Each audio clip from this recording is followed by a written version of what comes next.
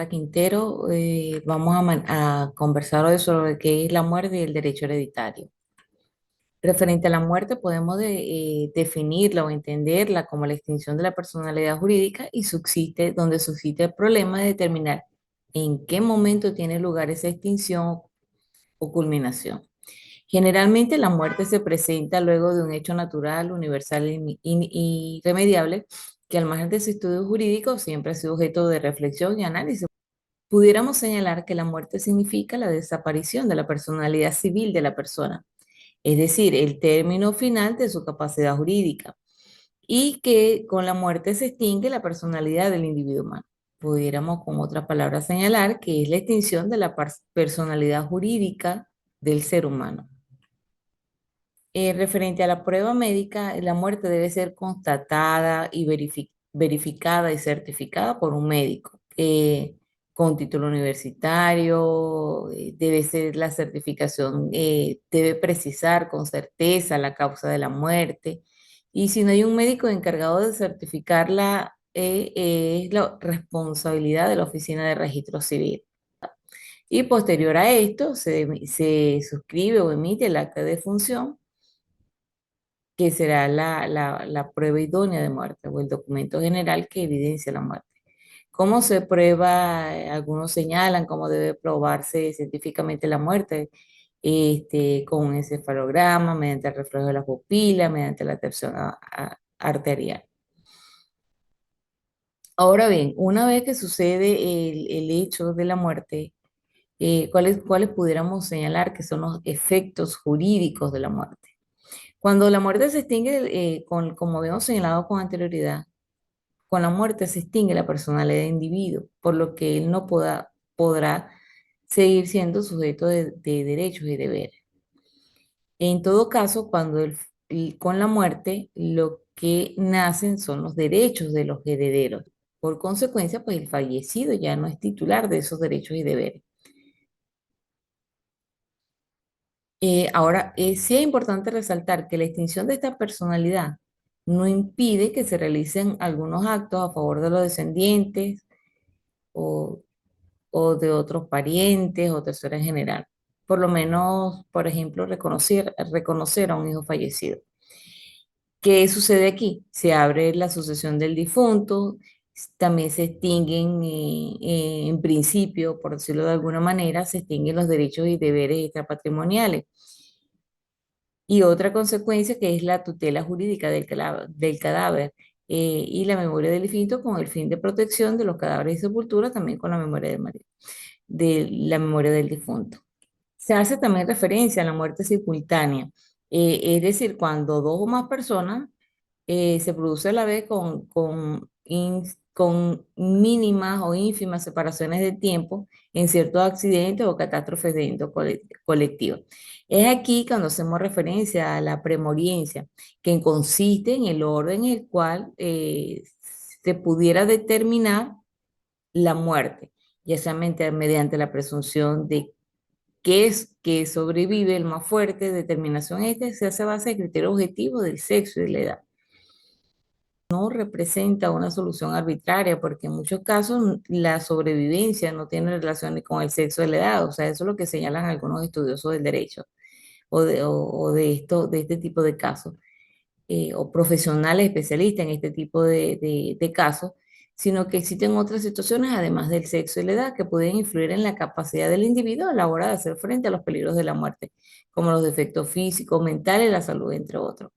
Entonces ya delimitamos la premoriencia, consiste en determinar en qué orden consisten las muertes cuando ante una catástrofe o un accidente.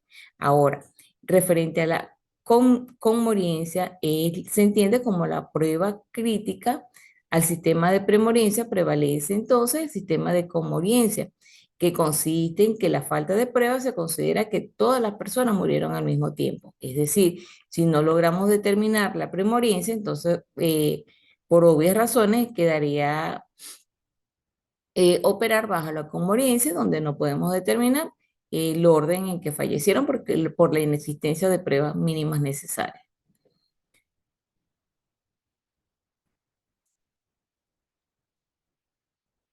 Vamos a desarrollar ahora lo que sería la no presencia de las personas naturales. Es decir, cuando hacemos referencia a la no presencia, es aquella o toda persona que no se encuentra en el país en un momento dado sin que exista un motivo o lugar para dar duda de su existencia. Aquí es cuando hacemos referencia a la ausencia, que es la situación de una persona que ha abandonado el lugar de residencia ordinaria sin dejar apoderado o responsable y por el cual se ignora en dónde se encuentra. Y de hecho, se tiene la incertidumbre si sigue vivo o no, si sigue vivo o no por resolución judicial. Esta situación se presenta exclusivamente, es una característica en las personas físicas. Ahora, ¿cómo hacer para que se considere legalmente ausente a una persona? ¿Qué se requiere? Primero, que el abandono de su residencia ordinaria. Segundo, que no haya dejado de representante. Tercero, que se ignore el lugar de su paradero y que se tenga una incertidumbre sobre su existencia o fallecimiento. Para ello se requiere para ello se requiere una declaración judicial que confirme la situación de incertidumbre. Y cuando se hace referencia al no presente, es que se ha alejado de su domicilio, pero se sabe su paradero, que es muy diferente del caso anterior, de no saberse existen. Ajá. Y cuando se hace referencia al desaparecido, es que la persona o el individuo dejó de verse a partir de una catástrofe, siniestro, en el que se presume haya fallecido. Ahora bien, normalmente lo pudiéramos indicar que los efectos de la no presencia eh, básicamente son dos, ¿verdad? Primero, la exclusión del no presente en el ejercicio de la patria potestad sobre sus hijos. Aquí haremos referencia al 262 del Código Civil. Y el segundo efecto sería el nombramiento de un defensor para el no presente.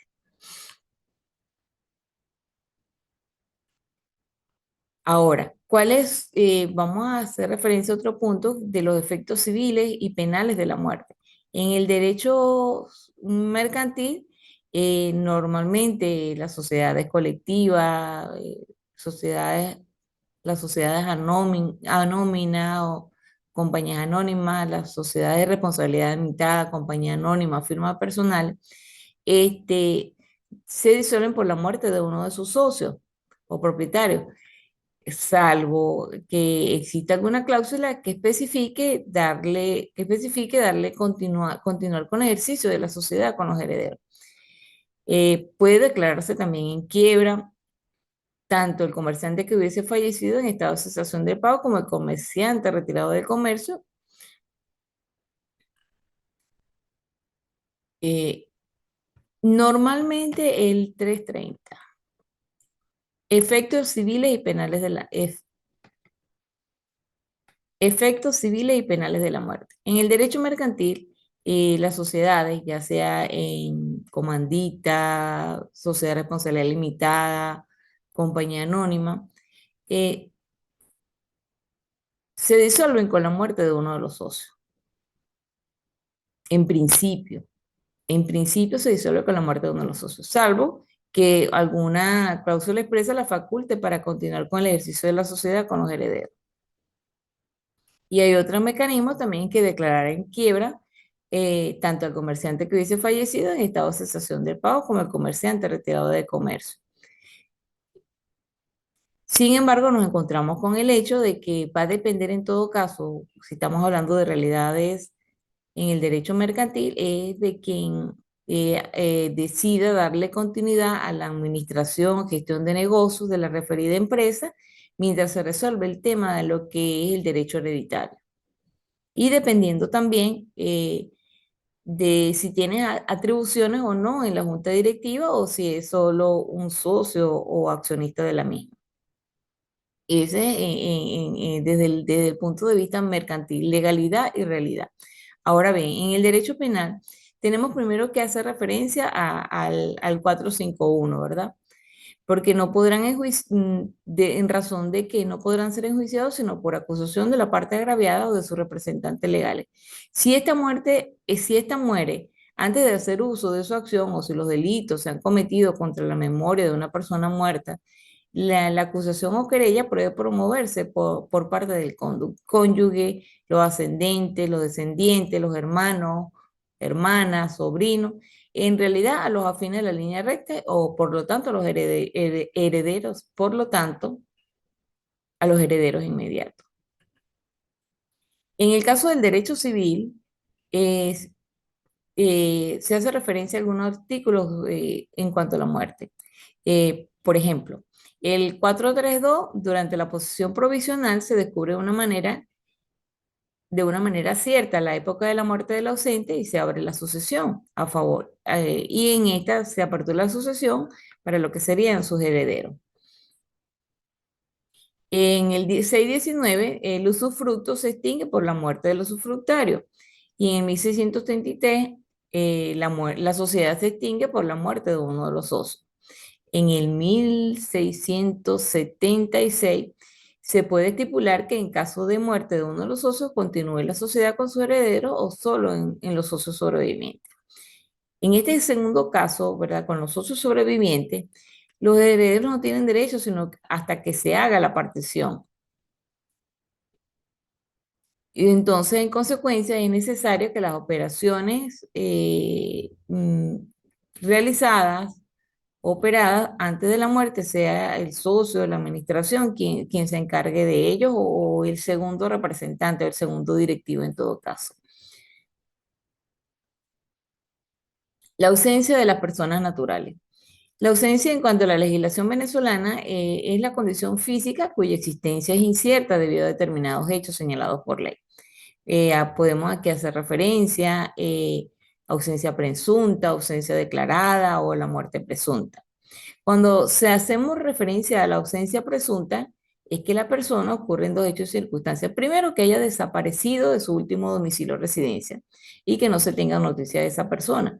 Y segundo, el carácter, que es la presunción de ausencia, una presunción juris tanto, o sea o sea, que admite prueba en contrario. Ahora, ¿cuáles son los efectos de esta ausencia presunta? Se limita básicamente a proteger los intereses del presunto ausente, aunque de manera indirecta se protege también los intereses de las otras personas, como los presuntos herederos. ¿Cuándo cesa la presunción de ausencia? Primero, cuando se prueba la existencia de quien se presumía ausente, o sea, que ya se evidenció de que no está muerto. Segundo, cuando se prueba su muerte. Y por último, cuando se dicta sentencia cuando se dicta sentencia definitivamente firme de que se declara su ausencia.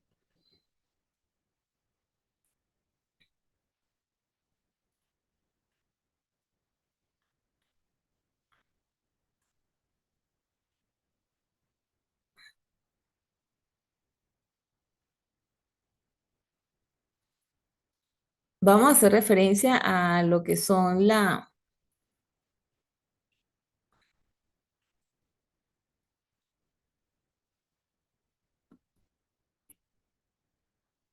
vamos a hacer referencia a lo que es la muerte presunta. Se entiende como muerte presunta cuando la ausencia ha continuado por un espacio de 10 años desde que fue declarada. Entonces aquí el juez, a petición de cualquier interesado, declarará la presunción de muerte y junto con ella, pues acordará la posesión definitiva de los bienes y la cesación de las garantías que se hubiesen estipulado para proteger esos bienes. Aquí no es necesario intentar un nuevo juicio para obtener la correspondiente, pero sí se requiere la constatación judicial de que se puede o se procede a declarar la presunción de ausencia. Una vez que se declara, pudiéramos señalar que una vez que se declara la presunción de muerte, Entre los efectos tenemos que esta declaración judicial de la presunción de muerte cambia la posesión, de manera inmediata cambia la posesión provisional de los bienes de la ausencia en posesión definitiva. Y es allí cuando le permite a los herederos pues, proceder a la partición y disponer libremente de esos bienes. Aun cuando la ley no establece expresamente el ejercicio provisional de los derechos y la liberación temporal de las obligaciones decretadas a consecuencia de esta declaración de ausencia, se hace en definitivo al decretarse la presunción de muerte. Es importante resaltar que esta presunción de muerte no disuelve el matrimonio ni constituye un causal de divorcio ni de separación de cuerpo.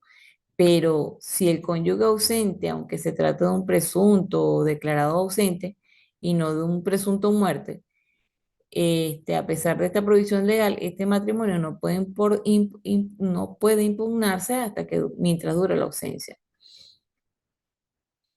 ¿Por qué no puede impugnarse? Porque si no consta una certeza de que subsiste el vínculo anterior y esta ausencia, se dada la existencia del ausente, no hay seguridad de que este vínculo anterior subsista, ya que realmente el ausente ha muerto, su matrimonio se disolvió y si fuera en caso contrario, pues el mismo aún subsiste.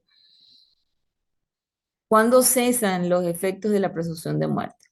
Si después de la posesión, el, después de la posesión definitiva, el ausente volviere o se probare su existencia, este recobrará los bienes en el estado en que se encuentren y tendrá derecho a reclamar el precio que hayan sido enajenados, aunque los bienes sean provenientes del empleo de este precio.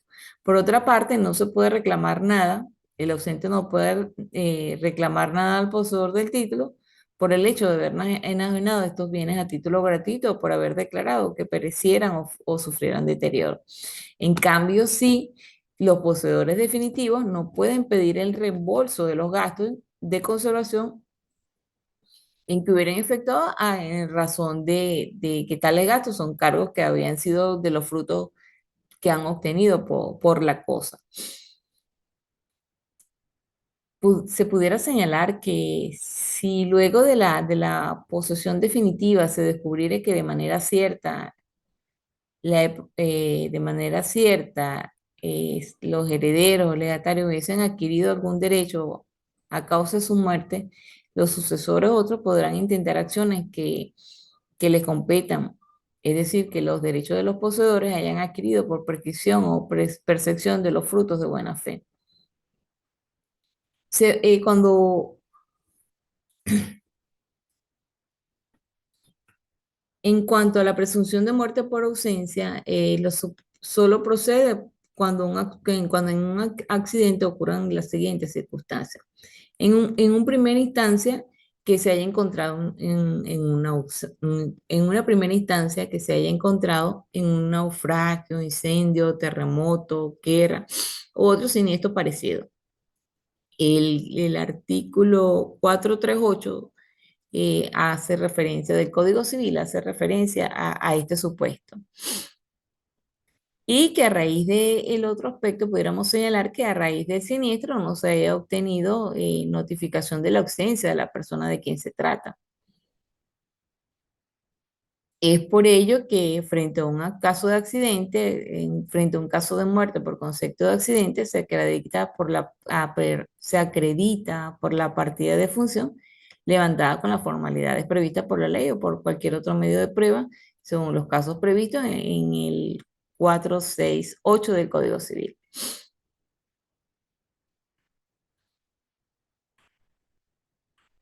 Entonces, en definitiva, vamos a ser muy breve aquí. La presunción de muerte por accidente se estipulan tres supuestos. Uno, que solo procede la presunción de muerte cuando ocurren las circunstancias que habíamos señalado, encontrado lo del naufragio y cuando no se haya tenido notificación, noticia de la existencia de la persona de quien se trata. Otro es la legitimación activa. Se puede solicitar que se declare la presunción de muerte por accidente. eh, también pudiera ser con la intervención del cónyuge y por último el procedimiento. Y que el procedimiento se inicia con la solicitud dirigida al juez de primera instancia para que ejerza en función civil en lugar del último domicilio del pretendido ausente, o sea, la jurisdicción de su competencia. Cuando hacemos referencia al derecho intestado, hereditario o intestado, se entiende que es una rama del derecho privado que regula la transmisión de bienes dentro de su marco legal y puede ser de dos formas, de sucesión testamentaria y la sucesión intestada. Aquí hay una diferencia como resultado de ello, de la sucesión, es la transmisión, en el caso de la herencia, se entiende como la transmisión por parte del causante, que el causante, quién es o a qué se refiere la palabra, el término causante, es el difunto de cujos de los derechos, acciones y obligaciones a sus herederos o legatarios. Es muy importante tener precisado la diferencia que hay o el concepto entre sucesor y heredero. Sucesor es la persona llamada a heredar, ya sea por ley, ya sea a nivel testamentaria, ya sea por ley o testamentaria. Y el heredero es un grado más que asume la persona en relación calificado como sucesor. O sea, el heredero es el responsable o se constituye para la aceptación del legado o de la herencia del patrimonio del sucesor.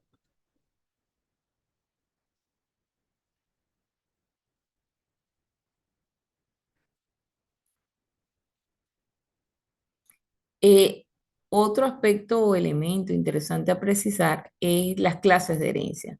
Estamos hablando de la herencia activa, que tiene más activos que pasivas, y la herencia pasiva, que tiene más pasivos que activos. Y en función de eso se puede decidir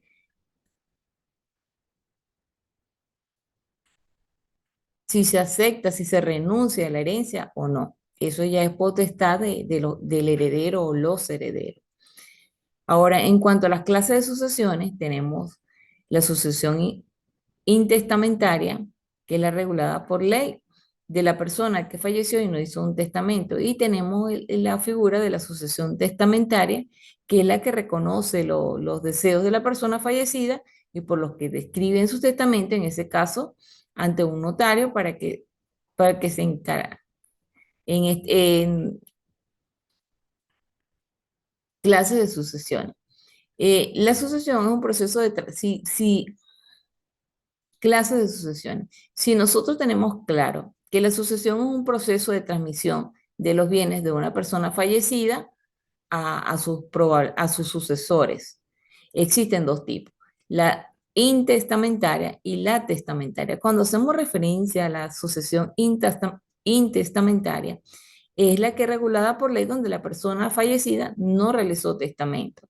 Y la sucesión testamentaria es donde la persona fallecida eh, reconoce sus deseos porque los describe en un testamento. En este caso, el tema de los bienes y quiénes serían sus futuros sucesores o beneficiarios. Muy agradecida, hemos concluido. Buenas tardes.